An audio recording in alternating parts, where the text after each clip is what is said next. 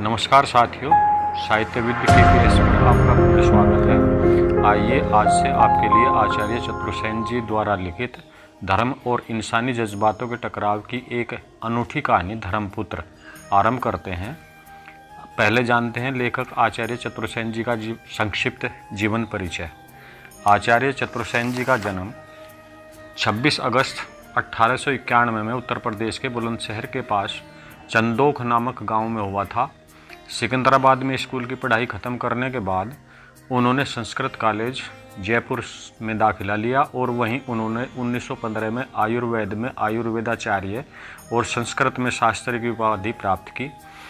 आयुर्वेदाचार्य की एक अन्य उपाधि उन्होंने आयुर्वेद विद्यापीठ से भी प्राप्त की। फिर 1917 में लाहौर में DAV कॉलेज में आयुर्वेद के वरिष्ठ प्रोफेसर बने। इसके बाद वे दिल्ली में बस गए और आयुर्वेद चिकित्सा की अपनी डिस्पेंसरी खोली। 1918 में उनकी पहली पुस्तक हृदय की परख प्रकाशित हुई और उसके बाद पुस्तकें लिखने का सिलसिला बराबर चलता रहा। अपने जीवन में उन्होंने अनेक ऐतिहासिक और सामाजिक उपन्यास कहानियों की रचना करने के साथ आयुर्वेद पर आधारित स्वास्थ्य संबंधी कई पुस्तकें लिखी।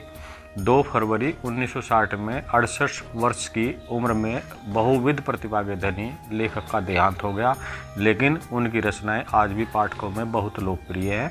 आइए आरंभ करते हैं। मई के अंतिम दिन दिल्ली जैसे भाड़ में भुनी जा रही थी। पंखा आग के थपेड़े मार रहा था। डॉक्टर अमृत राय ने अपने अंतिम रोगी को बेबाक किया और कुर्सी छोड़ी, परंतु इसी समय एक कार डिस्पेंसरी के सामने आकर रुकी। डॉक्टर ने घड़ी की ओर नज़र घुमाई। 1 बज रहा था।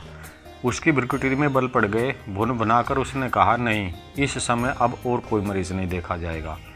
परंतु उसने देखा एक भद्र बूढ़ा मुसलमान कार से उतरकर हाथ की कीमती छड़ी के सहारे धीरे धीरे डिस्पेंसरी की सीढ़ियों पर चढ़ रहा था।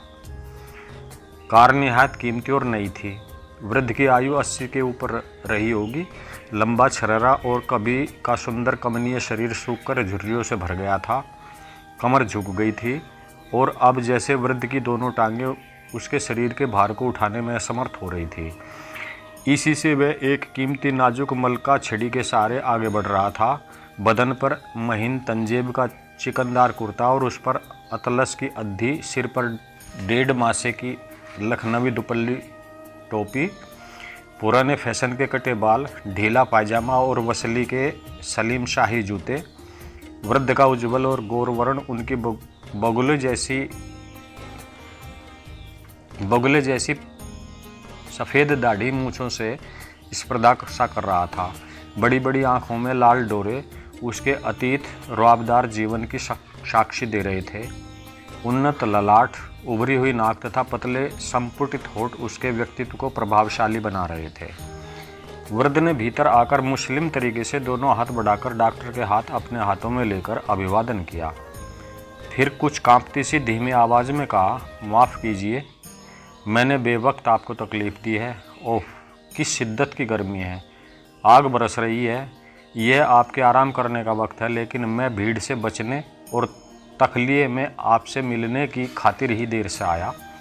इतना कहकर जेब से पर्स निकाला और 32 रुपये के नोट टेबल की पर आहिस्ता से रखकर वे डॉक्टर के मुंह की ओर देखने लगा। नगद फीस को देखकर वृद्ध के अस्तित्व से प्रभावित होकर डॉक्टर ने नम्रतापूर्वक कहा, कोई बात नहीं, मुझे रोज़ ही इस वक्त तक बैठना पड़ता है। फरमाइए, मैं आपकी क्या सेवा कर सकता हूँ, लेकिन आप कृपया बैठ जाइए। अब इस वक्त नहीं, फिर कभी, जब आपको फुर्सत हो, जबकि हम लोग इत्मीनान से बातें कर सकें, तो कल इसी वक्त बेहतर है। लेकिन इस गर्मी में तो मेरी जान ही निकल जाएगी। बूढ़ा भुनभुनाया और उसी तरह डॉक्टर के हाथों को अपने हाथ में लेकर उन्हें आंखों से लगाया और कहा, खुदा हाफिज। वह चल दिया। डॉक्टर ने बाहर आकर उसे सादर विदा किया। कार के जाने पर डॉक्टर बड़ी देर तक उन्हीं की बारे में सोचता रहा। अवश्य ही यह बूढ़ा सन की रईस किसी रहस्य से संबंधित है। प्रथम भाग यहीं समाप्त करते हैं। कृपया चैनल को लाइक, शेयर, सब्सक्राइब अवश्य करें और आपके नेक सुझावों का आकांक्षी कृष्णपाल। धन्यवाद।